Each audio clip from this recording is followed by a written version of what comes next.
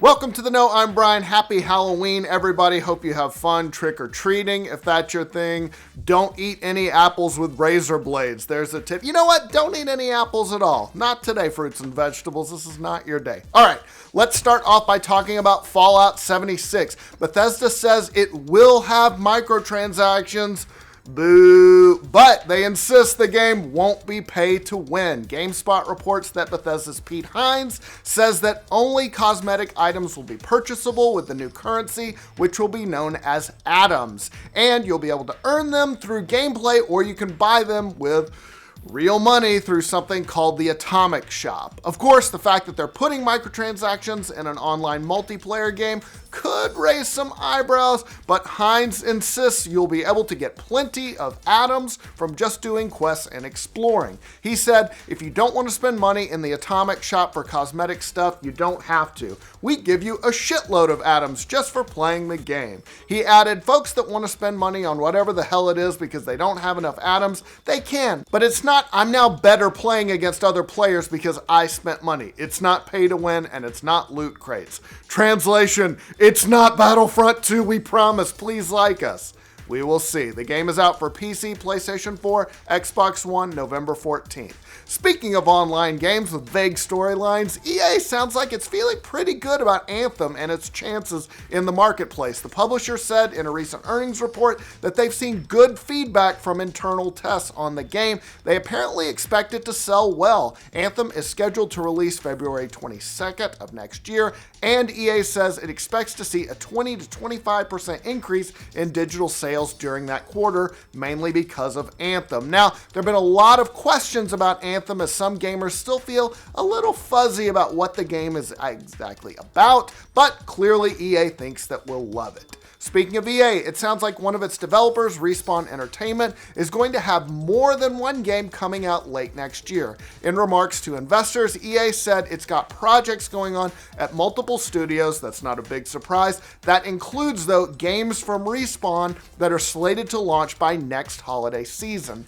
As for what those games, plural, might be, the speculation is they could include Titanfall 3 and a Star Wars game that they revealed at E3. Now, you might remember back at E3, Respawn officials said that the game, known as Star Wars Jedi Fallen Order, will be set between the events of Revenge of the Sith and A New Hope. That was back during the time when the Jedi were being hunted down. Of course, you will play as a Jedi. That's about all we know at this point.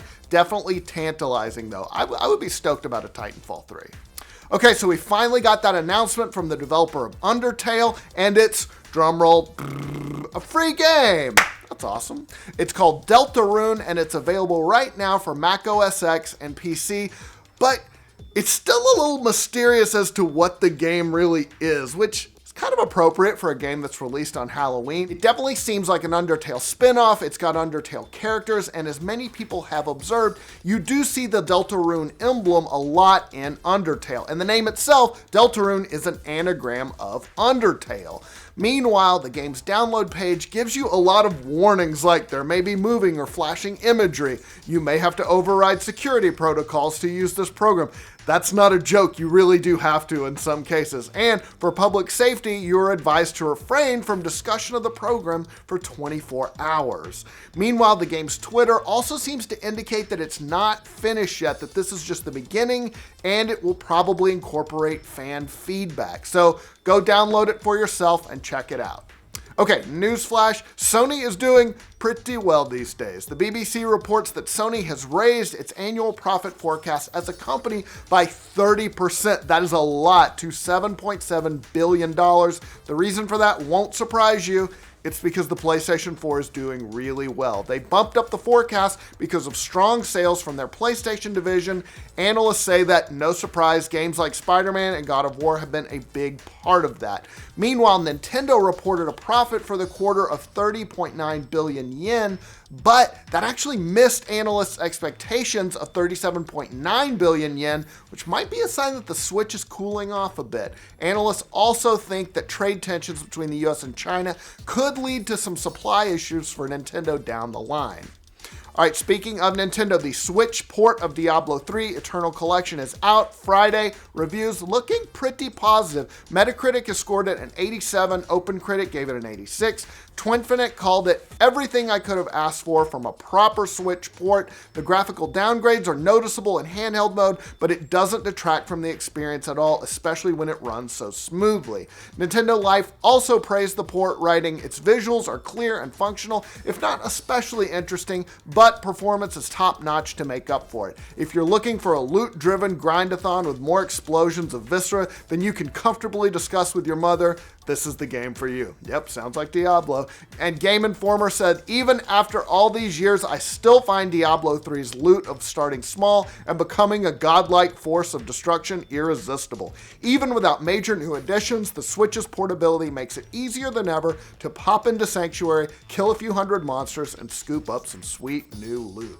Sounds like fun. All right, some entertainment news. HBO's Game of Thrones prequel series has landed its lead. Naomi Watts is going to star in the series. It's going to take place thousands of years before the events chronicled in George R.R. Martin's A Song of Ice and Fire series. And while we don't know much about the plot, Deadline says Watts will be playing a socialite hiding a dark secret. Jane Goldman is showrunning the series and will co-write the pilot alongside Thrones creator George R.R. Martin. Now, Goldman is a frequent Matthew Vaughn collaborator. She's co-written things like Stardust, Kick-Ass, and Kingsman. The 8th and final season of Game of Thrones, meanwhile, will air next year on HBO. One of the key inspirations for Star Wars, you might not know this, was a pulp series called Flash Gordon. Both the early movie serials and the comic strip served as a foundation for George Lucas's space adventure. Now it looks like Fox is trying to bring Flash to the big screen. They've tapped Julius Avery, who directed the upcoming World War II horror movie Overlord, to helm the project. Now, this would not be the first time Flash Gordon has made it to the big screen. You might remember, if you're old like me, there was a 1980 film that was very goofy. It was a cult classic. It had a sweet soundtrack by Queen. It's a good bet, though, that this new adaptation will be a little less silly than its predecessor, though. All right, last up, Variety is reporting that Marvel, they are moving ahead with a Falcon/Winter Soldier limited series for Disney's upcoming streaming service. Unlike the other Marvel TV stuff like Agents of S.H.I.E.L.D. and all the Netflix shows, this would be creatively spearheaded by Kevin Feige and the regular MCU brain trust, and it would be directly tied to the MCU.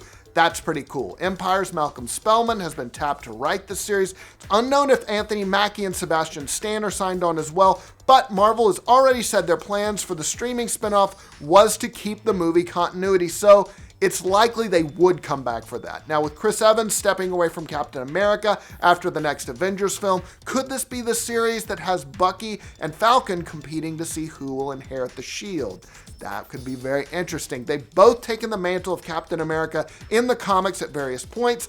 Guess we'll know soon enough. Disney's streaming service launches next year, so expect them to get some of these Marvel shows in front of the cameras sooner rather than later. All right, that is all the news we've got for you in the roundup today. Let us know what you think about all these stories in the comments below. For all your news from every corner of the internet, like this video, subscribe to The Know. Better yet, you know what I'm going to say. Go to our website, theknow.tv. Have a great Halloween, everybody. Be safe.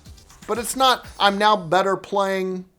Now, you might remember Respawn officials said at E3 that the game, known as Star Wars Jedi Fallen Order, will be set during the events of Revenge of the...